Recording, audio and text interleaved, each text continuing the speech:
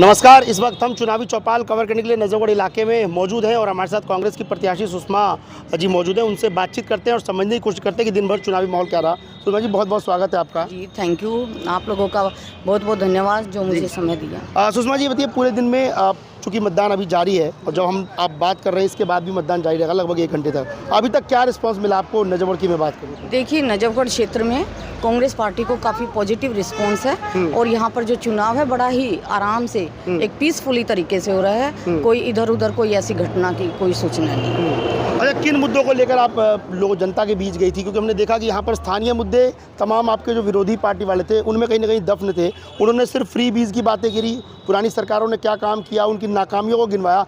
आपका किस तरीके से पूरा ट्रेंड रहा था लोगों को समझाने का या लोगों को अपनी बातें पहुँचाने? मैं आपको बताना चाहूँगी, यहाँ पे सबसे बड़ी जाम की प्रॉब्लम है। जाम इतना रहता है कि अगर कोई ऑफिस में जाए या कोई बच्चा स्कूल जाए या कॉलेज जाए बच्चा, तो 1-1 घंटा यहीं पे ट्रैफिक में फंसा रहता है, तो वो आदमी टाइम पे पहुंचेगा नहीं। तो मैं ये चाहूँगी कि सबसे पहले जो फ्लाईओवर जो है, फिरनी रोड जो है, उसमें एक फ्लाईओवर बने ताकि इस से निजात पा सके। और एक ये है कि यहाँ पर हमारी सब्जी मंडी है, उसको कहीं दूसरी जगह स्थानांतरित करके और जो हमारे दुकानदार हैं उनको सस्ती दुकान दिलवा के उनका काम किया जाए ताकि लोगों को निजात मिले। अजी, ये बताइए, हमने दिल्ली में इस बार देखा कि महिलाओं को साधने के लिए बहुत सारी बातें की गई, बहुत सारी स्कीमें चलाई गई, कांग्रेस की तरफ से भी चलाई गई, आम आदमी पार्टी तो चला ही रही थी, बीजेपी भी उस चुनावी चीज़ों में कूदी। तो लगता है कि लोग इस बार फ्री की चीज़ों को ज़्यादा ध्यान में रखकर वोट करेंगे या दिल्ली के विकास को लेकर लोग वोट करेंगे, या मिला जुला रहेगा? देखिए, यहाँ पर दिल्ली नजफगढ़ क्षेत्र में कोई विकास है ही नहीं। मतलब आप रोड को ले तो रोड में भी इतना बुरा हाल है कि आप यहाँ पे नजफगढ़ में एंट्री करोगे तो लगता है अरे नजफगढ़ आ गया है। इतना धड़ धड़ धड़, मतलब इतना बुरा हाल है। पानी की कोई निकासी नहीं है। ऐसे अगर बारिश के टाइम हो तो यहाँ पे ना वोटिंग कर लो, ऐसा हाल है। और यहाँ पे कोई अच्छा सा हॉस्पिटल नहीं है। कोई बच्चों के लिए, जो महिलाएँ हैं मेरी बहनें, उनके लिए कोई ऐसा बढ़िया कॉलेज नहीं है कि जो हॉस्टल हो, उसमें कुछ ऐसा है ही नहीं। युवाओं के लिए भी कोई ऐसा नहीं है। मैं चाहूँगी कि यहाँ पे एक अच्छा सा स्पोर्ट्स कॉम्प्लेक्स हो जो बच्चे अच्छे से खेल सके। महिलाओं के लिए भी अलग से जो सुरक्षित एक अच्छा सा ये पार्क हो। और कॉलेज में मैं चाहूँगी कि हॉस्टल सहित यहाँ पे अच्छा सा बनवाऊँ। और जो महिलाओं की परेशानियाँ हैं या बच्चों की, युवाओं की जो यहाँ पर है, मैं सब में मैं चाहती हूँ कि यहाँ पे उन चीज़ों से निजात दिला सकूँ। यहाँ पे कोई बड़ा हॉस्पिटल नहीं है। हॉस्पिटल का तो इतना बुरा हाल है कि एक राव तुलाराम हॉस्पिटल, वो भी कांग्रेस टाइम बना था, लेकिन उसकी भी बड़ी जर्जर हालत है। अगर किसी को अटैक आ जाए तो वो आदमी बच नहीं सकता, लेकिन वहाँ पे कोई सहूलियत नहीं है। अगर मैं बार बार नहीं कहना चाहूँगी, एग्जाम्पल के रूप में अगर किसी बच्चे को कुत्ता काट भी लेता ना, तो रेबीज का भी इंजेक्शन नहीं है, सिर दर्द का, मतलब कुछ है ही नहीं। तो आदमी क्या करेगा? यहाँ पे सबसे बड़ी जो ये दयनीय जो हालत हुई है, ये जो नेता यहाँ पे बने हैं, 10 साल को आम आदमी पार्टी रही है, उसके कैंडिडेट जो वहाँ का जो एमएलए विधायक रहा है, वो मंत्री भी रहा है, सब कुछ है, लेकिन लोगों के लिए उन्होंने कुछ नहीं सोचा और 10 साल उसमें रह के और फिर बीजेपी ज्वाइन कर गया। तो लोग बड़े परेशान हैं। बीजेपी ने भी ऐसे ही किया।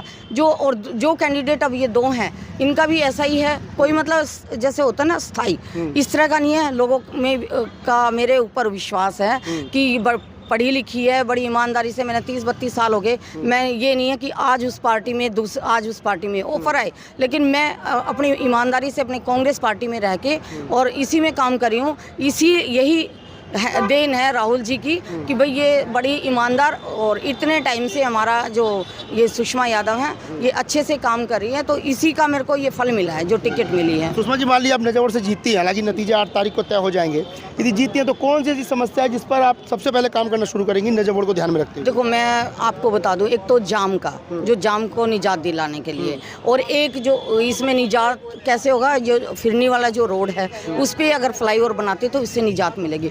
सब्जी मंडी का है जो मैंने बताया, उसका भी मैं करूँगी। और एक ये है कि युवाओं के लिए भी एक लाइब्रेरी का है मेरा, कि एक ऐसी लाइब्रेरी हो जिसमें बच्चे अपनी हर तरीके की मतलब जो सुविधाएं हो और वो अपनी तैयारी भी कर सके, ज़्यादा टाइम वेस्ट ना हो कि इधर उधर भटके।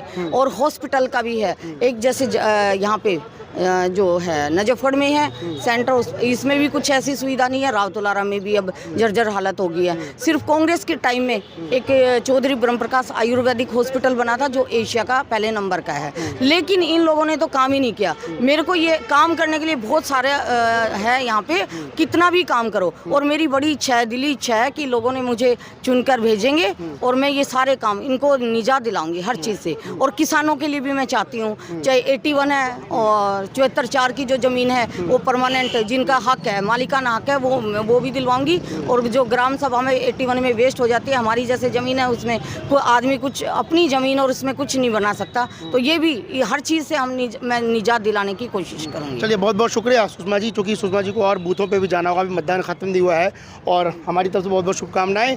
नतीजे चाहे जो भी रहे हो, लेकिन सुषमा जी ने अपना पॉइंट ऑफ व्यू रखा कि किस तरीके से नजफगढ़ में वो। हाँ जी, मैं एक चीज़ और बता दूं कि कांग्रेस पार्टी ने 25 लाख का जीवन बीमा, स्वास्थ्य जीवन बीमा, जो आप ये लगाओ कि पहले हमारी राजस्थान में गवर्नमेंट थी गहलोत जी के टाइम, 25 लाख का अगर कोई बीमार होता है तो 25 लाख तक का इलाज उसका फ्री होगा। तो वही हम यहाँ पे लागू करने जा रहे हैं कि कांग्रेस पार्टी आती है तो वो 25 लाख तक उसके स्वास्थ्य बीमा फ्री होगा, और 500 रुपये का सिलेंडर होगा, 300 रुपये यूनिट बिजली फ्री होगी, और 8500 रुपये जो युवा हैं जो ट्रेनिंग देंगे, उनको पढ़ाएंगे 1 साल तक कंटिन्यू, उनको पर मंथ 8,500 रुपये मिलेंगे।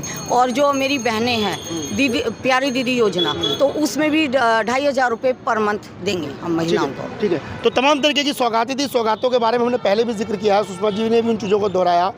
तो इनसे बातचीत कर ये साफ समझ में आया कि दरअसल नजफगढ़ में समस्याएं बहुत है, और यदि ये जीतती हैं तो जैसा कि उन्होंने बताया कि इन तमाम समस्याओं पर समय रहते काम करने की कोशिश करेंगे। हालांकि कौन जीतेगा इस सीट पर और दिल्ली की सत्ता पर कौन बैठेगा, ये 8 फरवरी के नतीजे तय कर पाएंगे। लेकिन सत्ता पर जो भी बैठे उनसे सवाल पूछने का ये सिलसिला हमारा बदस्तूर जारी रहेगा। फिलहाल इस खास बातचीत में मेरे साथ इतना ही।